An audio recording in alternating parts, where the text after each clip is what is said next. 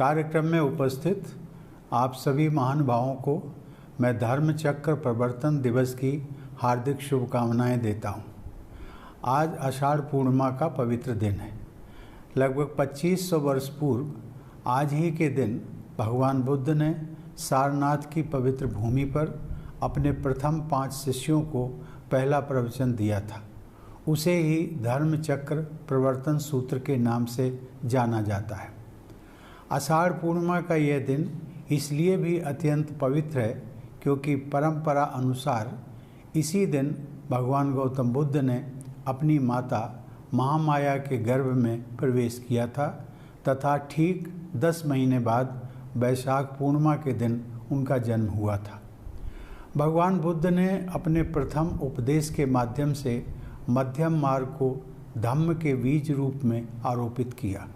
उन्होंने 4 आर्य सत्यों के माध्यम से सांसारिक दुखों के कारण से लोगों को अवगत कराया तथा उनका निदान भी बताया, जिसे द्वादश निदान कहते हैं।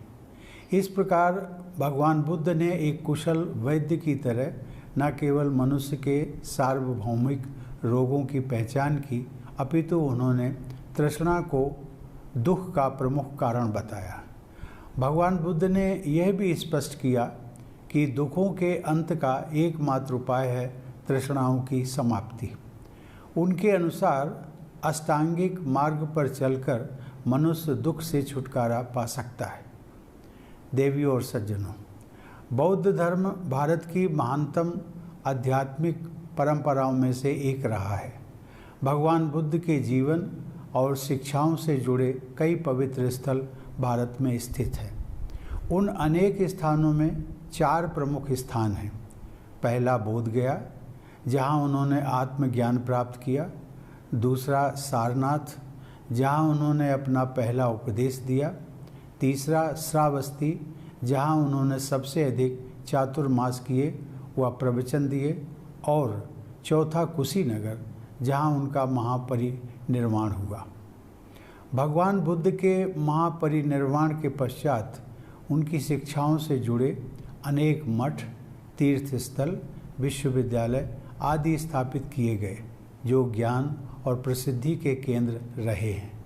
आज वे सभी स्थल बुद्ध सर्किट के अंग हैं, जो देश विदेश के तीर्थयात्रियों और धार्मिक पर्यटकों को आकर्षित करते हैं।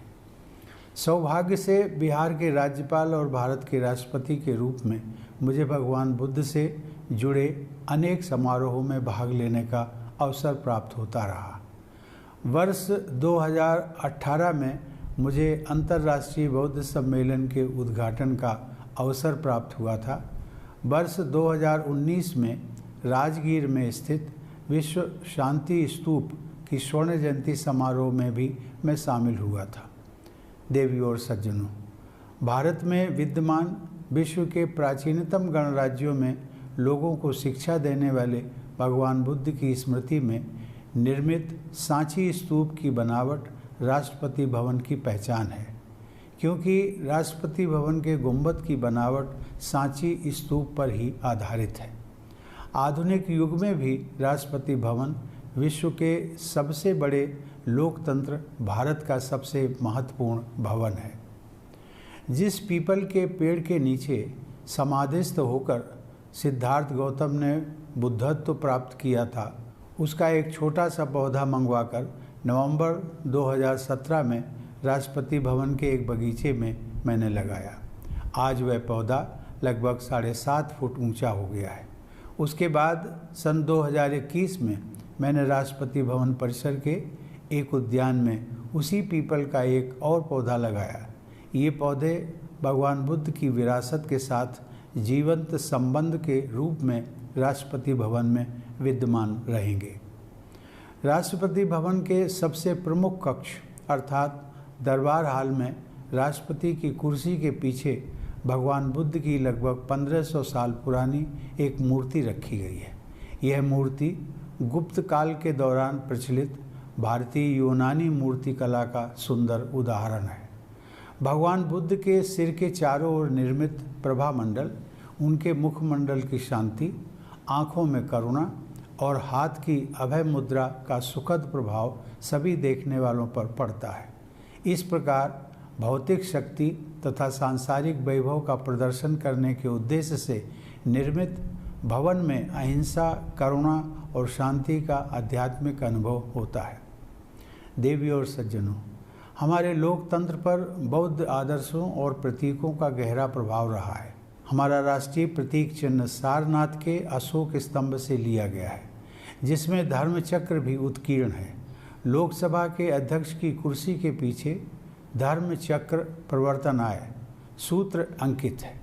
हमारे संविधान के मुख्य शिल्पी बाबा साहब डॉक्टर भीमराव अंबेडकर ने भी यह स्पष्ट किया है कि हमारे संसदीय लोकतंत्र में प्राचीन बौद्ध संघों की अनेक प्रक्रियाएं अपनाई गई हैं।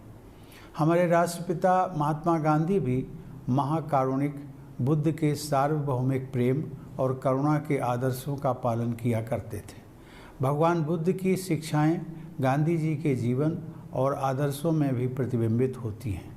बौद्ध धर्म का गांधी जी पर ऐसा प्रभाव था कि उन्होंने नम्यो हो रेंगे क्यों मंत्र सीख लिया था और उनके प्रार्थना सत्र इसी मंत्र के साथ शुरू हुआ करते थे। भगवान बुद्ध ने कहा था, नत्थि शांति परम सुखम, जिसका अर्थ है शांति से बड़ा कोई आनंद नहीं है।